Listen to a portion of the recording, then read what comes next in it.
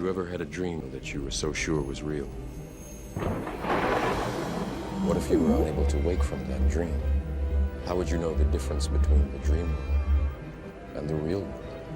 Two-time Olympic gold medalist, introducing Vasily Lomachenko. You know, it's amazing. Since this guy's debut, all we kept hearing is how great he is and how good his footwork is and how untouchable he is and Matrix this, high tech that. And I ain't gonna front. It kind of felt like he did fit the bill, like this guy was pretty much untouchable. And the thing is though, depending on your competition, you can look a whole lot better than what you actually are. Because if that wasn't the case, how in the world did Teofimo shut down the Matrix like his name is Neofimo Lopez instead of Teofimo Lopez? How was he able to do that? Well, we go look into it. Now, initially, I thought it was pretty much Teofimo's power that kept Lomachenko from running up inside of him, but it was so much more than that. It was so much more strategic. So let's look and see exactly what did Teofimo do to take Lomachenko out of his comfort zone and possibly slow down his output. In the opening round, as Lopez comes out with the right hand, is that Lomachenko has been a slow starter. He lands half of what he lands in rounds 2 through 12. He throws 20 fewer punches than the lightweight average in the first round.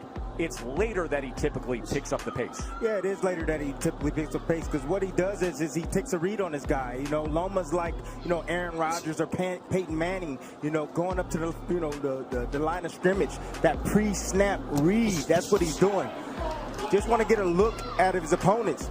I ain't go front. I was a big fan of Timothy Bradley as a boxer, but as a commentator, he kind of worked my nerves a little bit because he sort of be along the bias side.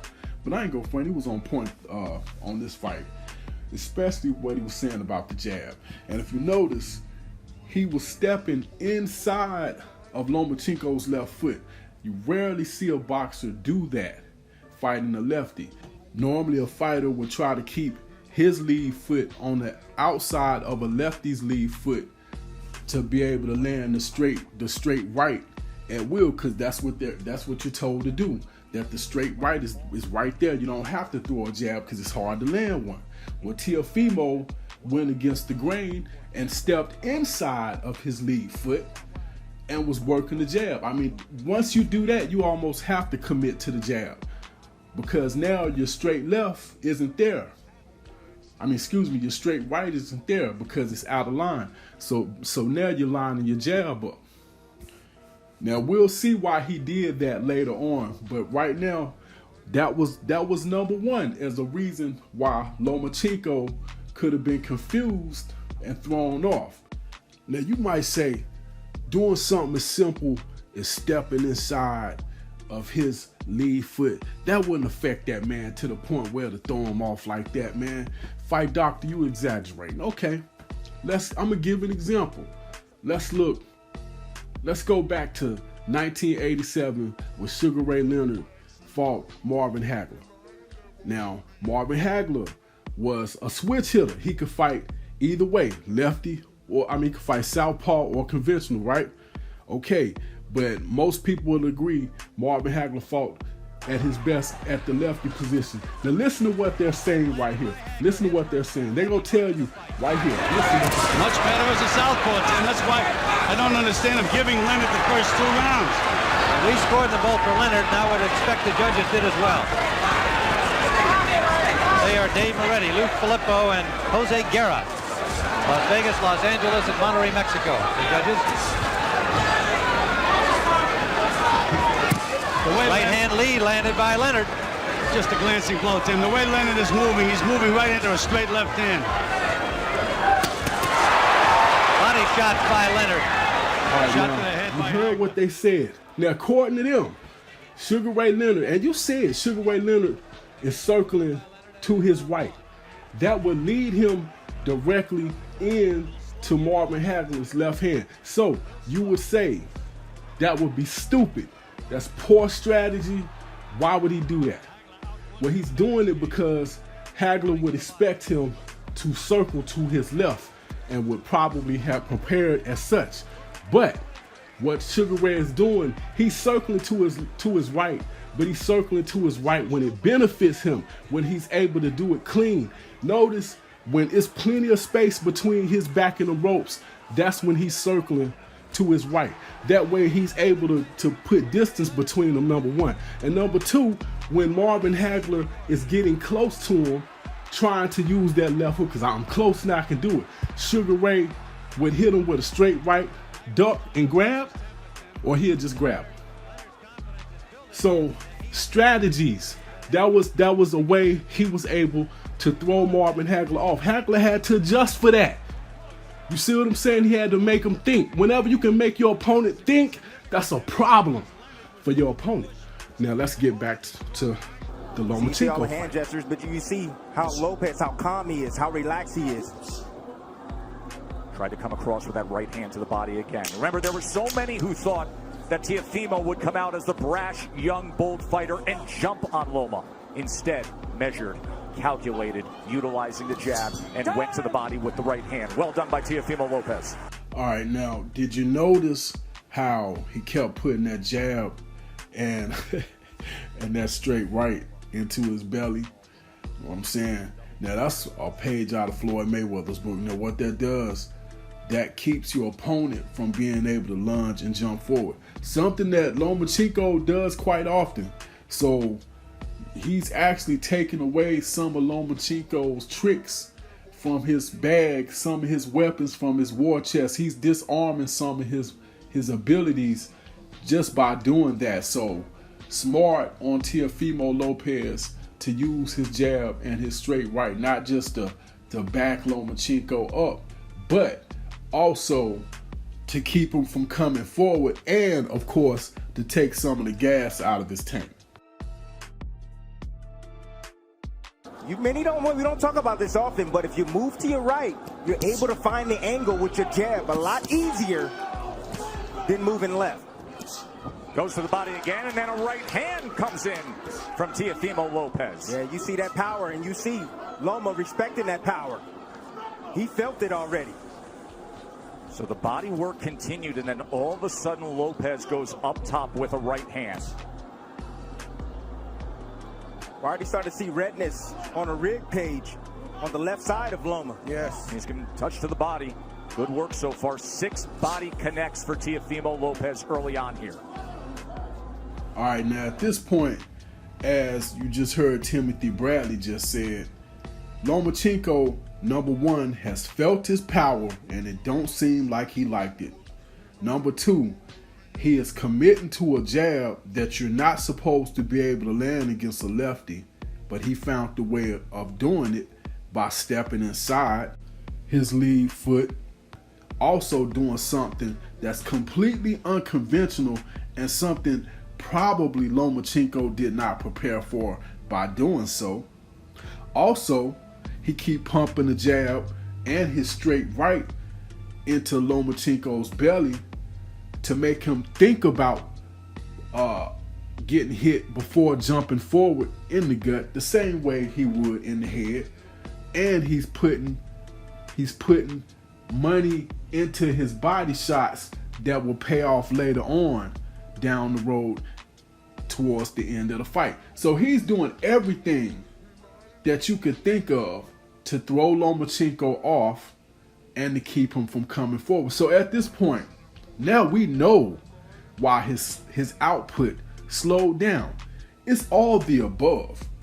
Now, the most important thing that he did to Lomachenko that completely threw him off was when he kept spinning with Lomachenko when Lomachenko tried to step to his right. In fact, he showed you 2 ways how to deal with that. One, when Lomachenko stepped to his right, he stepped to his right, so the angle never changes. And another way he dealt with it was by when Lomachenko stepped to his right, he run him into a left hook. Now this move right here was just beautiful. Teofimo steps to Lomachenko's right, forcing him to go left.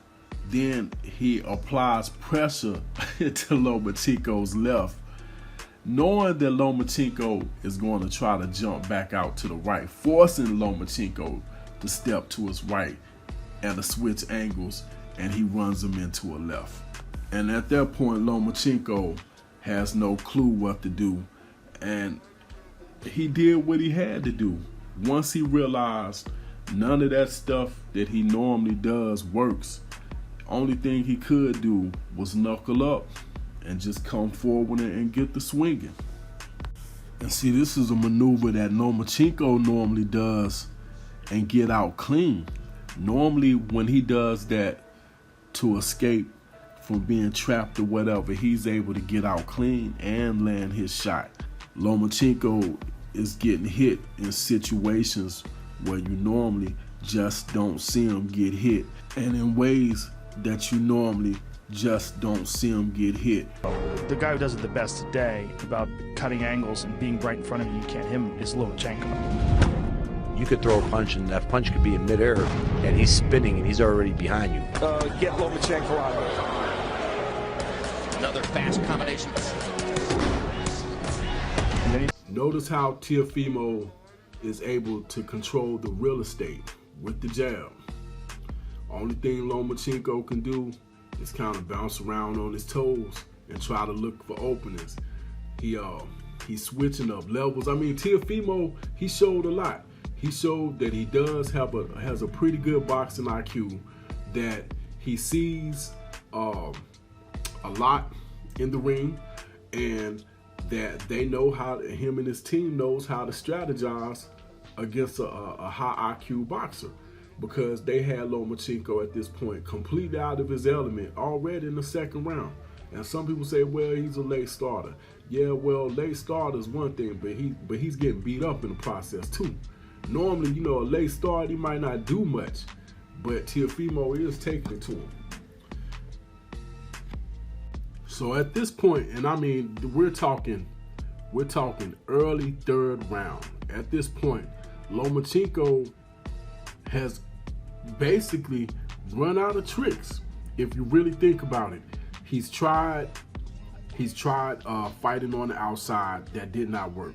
He cannot jab with Teofimo Lopez, which is ironic because Teofimo Lopez supposedly isn't a jabber. But he could not stay on the outside. He's getting picked apart slowly. When he attempts to come inside, he's getting hit with hooks and straight rights. And when he is able to apply his angles, he's walking in the traps. And at the very least, Teofimo spins with him and negates whatever it is he's trying to do. And that's pretty much the tail of the fight right there. And by the third round, all of this was established. You see it right there. Notice how Teofimo spins right along with him. He's expecting it. And we saw examples of when Lomachenko tried to spin or try to spin Teofimo Lopez it is, and create an angle by going to his right. He got hit. At the very end, Lomachenko had to decide, I gotta fight. It gotta be a fight. But at that point, it was too late. That's the fight. It's not rocket science. It really isn't. You lost. And all of this mess about you got cheated and screwed and robbery, stop. No. You gave up 7 rounds out the gate. I'm not the only person that said that. 7 rounds. That's a loss. Without a knockdown or some low blows being landed where you got to get a point strip, that's a loss. It's a loss. You lost. Now, if he fights you again, I would assume he would attack earlier. But see, that's the whole thing. He thought so little of Teofimo, he said, I don't need no rematch clause. He didn't want one. You got outboxed. See, that's the crazy part. I think most of us would have gave him a pass and be like, well, you know, Teofimo was just too big. And to a certain degree, some people will say that. But forget about the size. He outboxed Lomachenko. He really did. And you know what? I apologize for saying it was the size, because that was not it. He outboxed him. Now, if you want to say his size played his part in him being able to outbox him, then yeah. Because like the old saying goes, a good big man beats a good little man. If both of them are skilled, you got to give it to the big man. Well, he ain't got to give it to him. He gonna take it.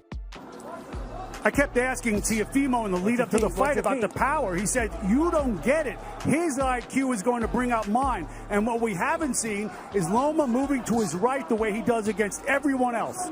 He typically takes that angle mark to the right to try to get out of that lead foot and be able to place that power left hand. He gets around that left shoulder, that left elbow of his opponents. We are yet to see it tonight successfully. You take that away, he's ordinary. And that's exactly what this young man is doing. He's taking that angle away from Lomachenko. The funny part about that is Teofimo and his father, they told us time and time again, that footwork mess, that step into your right crap is not going to work. We know how to deal with it. Matter of fact, he even showed you in a video on Instagram and Twitter and whatever other social media sites that they uploaded it on, him practicing, showing you how he was going to take that spin, step into your right stuff away from you.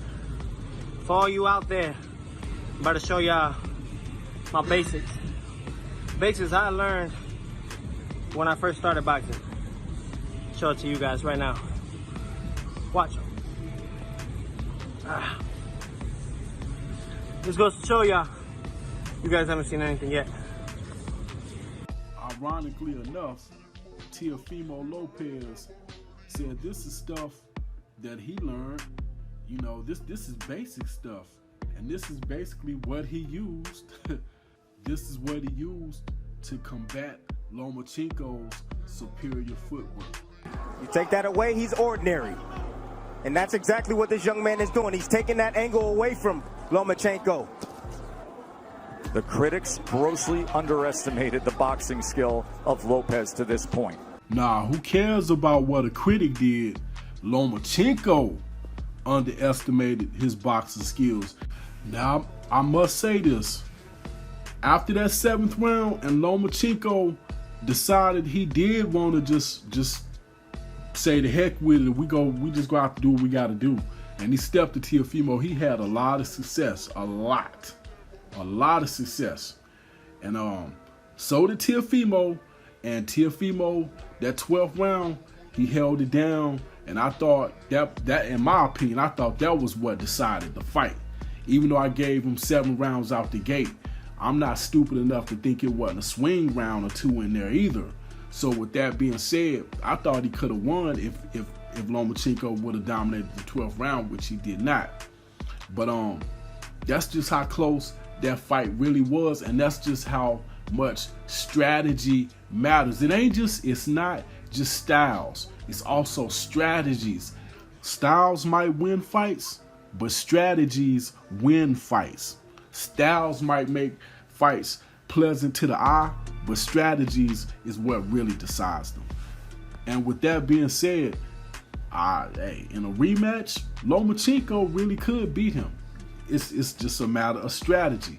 And he's seen some of the things that Teofimo will bring to the ring, so it might be easier for him to beat Teofimo this time. And you can look at it the other way around and say Teofimo has experienced what Lomachenko brings to the table, and that will make him easier for him to beat. So it's hard to say how it will play out.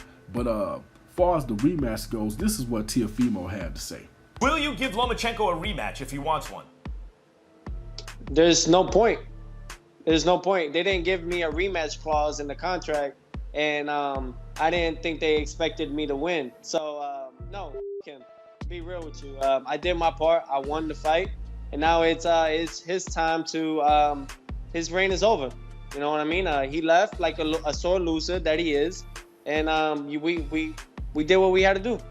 That's pretty much all I got. This here Bustin' Boxing Fight Doctor. Hit that like button, hit that share button, hit that subscribe button, hit that notification bell, and hit me up in the comment section. This is what I live for. Hit me up in that comment section and let me know. Do you think Lomachenko won? Because you got some people that think he really won that fight. I say no. I say the takeover has officially begun. And the first thing he took over was the Matrix. He is the one. That's pretty much all I got. This is here Bustin' Box's own Fight Doctor. I am out.